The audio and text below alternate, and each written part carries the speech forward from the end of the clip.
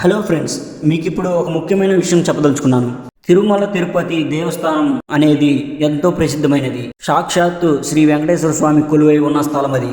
అలాంటి శ్రీనివాసం చూడడానికి ఎంతో మంది భక్తులు తరలి వస్తుంటారు. భారతదేశంలోనే అత్యధికంగా జనాలు వీక్షించే క్షేత్రం ఇది. ఇలాంటి పుణ్యక్షేత్రానికి కూడా అలిపిరి మెట్ల మార్గంలోని 7వ మైలు దగ్గర ప్రమాదాలు పొంచి ఉన్నాయి. అందరూ కూడా ఈ అలిపిరి మెట్ల మార్గంలోని 7వ మైలు దగ్గర కాస్త జాగ్రత్తగా ఉండాలని అందరూ చెప్తూ ఉంటారు. అని ఇదంతా నిజమేనా అంటే అవును, ఇది ఖచ్చితంగా నిజమే అని చెప్పాలి. ఎందుకంటే ఇక్కడ కొన్ని ప్రమాదాలు కూడా జరిగాయి.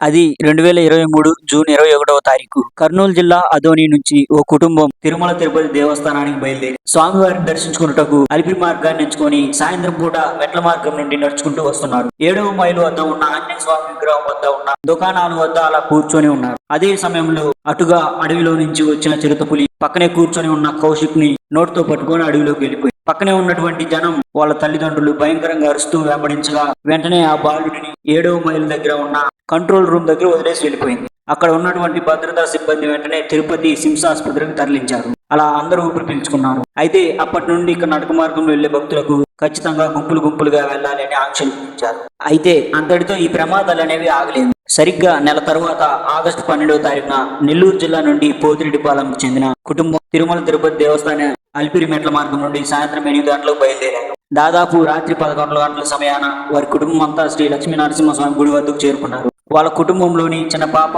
లక్షిత అనే బాలిక వాళ్ళ ఫ్యామిలీ కన్నా కొంచెం ముందుకు నడుచుకుంటూ వెళ్తుంది. అదే సమయంలో పొదల్లో నుండి వచ్చిన చిరుతపులి ఆ చిన్న పాపను అటవీలోకి లాక్కుపోయింది. ఈసారి కూడా వాళ్ళ తల్లిదండ్రులు ఎంత ప్రయత్నించినా ఫలితం లేకుండా పోయింది. దీంతో అటవీ శాఖ వారికి సమాచారం అందించారు. కానీ వారు ఎంత ప్రయత్నించినా ఫలితం దక్కలేదు. మరుసటి రోజు ఉదయం శ్రీ లక్ష్మీ నరసింహస్వామి ఆలయం ఎదుట శవమై కనిపించింది. ఆ బాలికను చూడలేనంతగా చిరుతపులి చంద్రవందనం చేసింది. ఇలాంటి 2 ఘటనలు జరిగినప్పుడు ఆ చుట్టుపక్కల పటిష్టమైన భద్రతను చేపట్టారు. అయితే ఇదంతా ఎందుకు చెప్తున్నానంటే ఇప్పటి వరకు జరిగిన 2 ఘటనలు కూడా 7వ మైలు దగ్గర జరిగినవి. కనుక మీరు ఎప్పుడైనా సరే ఫ్యామిలీతో కలిసి అలిపిరి మార్గాన వెళ్తున్నట్లయితే కొంచెం 7వ మైలు దగ్గర కొంచెం జాగ్రత్తగా ఉండండి. సో మీకు కనుక ఈ వీడియో నచ్చినట్లయితే ప్లీజ్ సబ్స్క్రైబ్. సో మీ ఫ్యామిలీలో కనుక ఎవరైనా తిరుపతి వెళ్ళాలనుకునే వారు ఉంటే వారికి ఈ వీడియో షేర్ చేయండి. మరో వీడియోతో మీ ముందుకు వస్తాను. Thank you.